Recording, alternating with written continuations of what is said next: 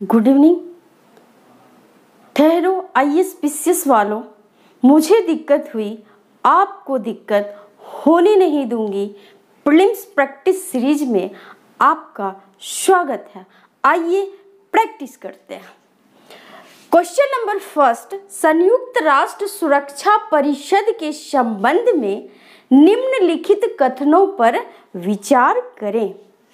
कथन statement A, यह संयुक्त राष्ट्र संघ के 6 प्रमुख अंगों में से एक है जिसका मुख्यालय वाशिंगटन में है। स्टेटमेंट बी, इसमें कुल 15 सदस्य होते हैं। स्टेटमेंट सी, भारत को कुल 8 बार इसके अस्थायी सदस्य बनने का अवसर प्राप्त हुआ।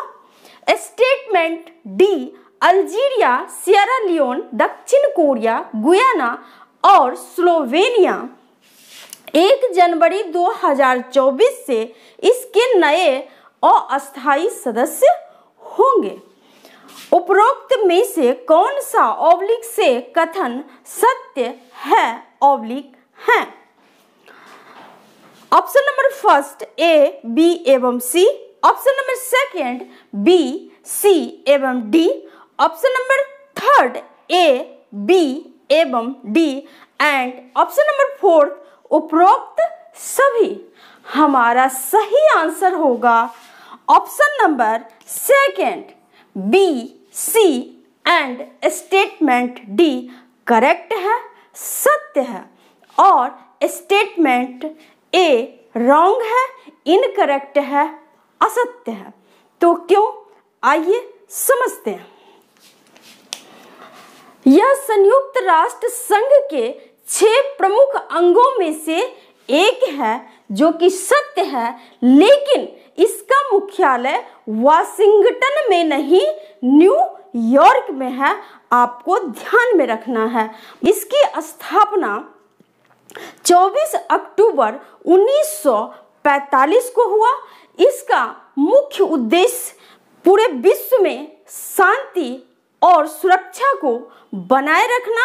द्वितीय विश्व युद्ध के बाद इसी उद्देश्य के साथ विभिन्न राष्ट्रों के द्वारा इसकी स्थापना की गई। इसके कुल 15 सदस्य हैं, जिसमें से 5 अस्थायी और 10 अस्थायी मेंबर हैं। 5 अस्थायी मेंबर आपको ध्यान में रखना है। कौन कौन? अमेरिका, ब्रिटेन, फ्रांस, रूस और चीन। कई बार बच्चे कंफ्यूज करके जर्मनी या जापान को भी इसके अस्थायी सदस्य मान लेते हैं, बट मैं आपको बता दूं कि ज शब्द वाला जर्मनी और जापान इसके सदस्य नहीं है। आपको ध्यान में रखना है, कोई कंफ्यूजन नहीं करना है। इसके अस्थायी सदस्य की बात की जाए तो भारत को कुल 8 बार इसके अस्थायी सदस्य बनने का अवसर प्राप्त हुआ। संयुक्त राष्ट्र संघ के 6 प्रमुख अंग कौन कौन से हैं? सुरक्षा परिषद, महासभा, सचिवालय, अंतर्राष्ट्रीय न्यायालय, आर्थिक और सामाजिक परिषद तथा न्यायिक परिषद। ओके, मैं आपको बता दूं कि इसके जो 5 अस्थायी सदस्य हैं, इनको वीटो का अधिकार है। Okay, next question number second, Bharat की जनगणना आयोग के संबंध में निम्न कथनों पर विचार करें। कथन स्टेटमेंट ए, इसकी स्थापना 11 मई 2000 को की गई। स्टेटमेंट बी, प्रधानमंत्री इसके अध्यक्ष तथा योजना आयोग के उपाध्यक्ष इसके उपाध्यक्ष होते हैं। स्टेटमेंट सी, वर्तमान में जनगणना आयुक्त मृत्युंजय कुमार नारायण हैं। स्टेटमेंट डी, जनगणना 2011 का नारा था हमारी जनगणना हमारा भविष्य। उपरोक्त में से कौन सा ऑब्लिक से कथन सत्य है ऑब्लिक है? Option number first a, b एवं c, option number second a, c एवं d, option number third b, c एवं d and option number fourth उपरोक्त सभी। हमारा सही आंसर होगा option number second a, c and statement d correct है, सही है, और स्टेटमेंट बी इनकरेक्ट असत्य है, गलत है। तो क्यों? प्रधानमंत्री इसके अध्यक्ष होते हैं जो कि सत्य है, लेकिन योजना आयोग के उपाध्यक्ष इसके उपाध्यक्ष होते हैं। मैं आपको बता दूं कि अभी योजना आयोग के जगह पर नीति आयोग काम करता है और नीति आयोग का गठन 1 जनवरी 2015 को किया गया और इसी नीति आयोग का उपाध्यक्ष जनगणना आयोग के उपाध्यक्ष होते हैं। आपको ध्यान में रखना है बीपीएससी के द्वारा नीति आयोग का गठन कब हुआ, इस तरह के क्वेश्चंस पूछे गए हैं।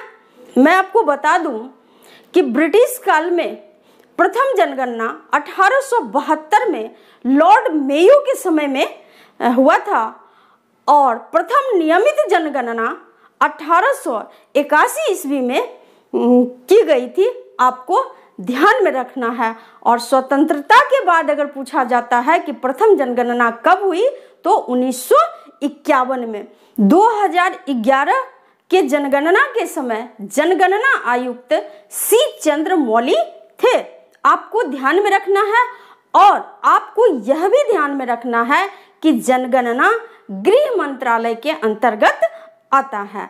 प्रत्येक 10 वर्ष के अंतराल पर जनगणना कराई जाती है। Okay, question number 3, trooping the colour parade किससे संबंधित है? ऑप्शन नंबर ए, विभिन्न देशों की झांकियों से, ऑप्शन नंबर बी, तीनों सेनाओं की संयुक्त अभ्यास, ऑप्शन नंबर सी, शाही परंपरा एंड ऑप्शन नंबर डी, इनमें से कोई नहीं। हमारा सही आंसर होगा ऑप्शन नंबर सी, शाही परंपरा।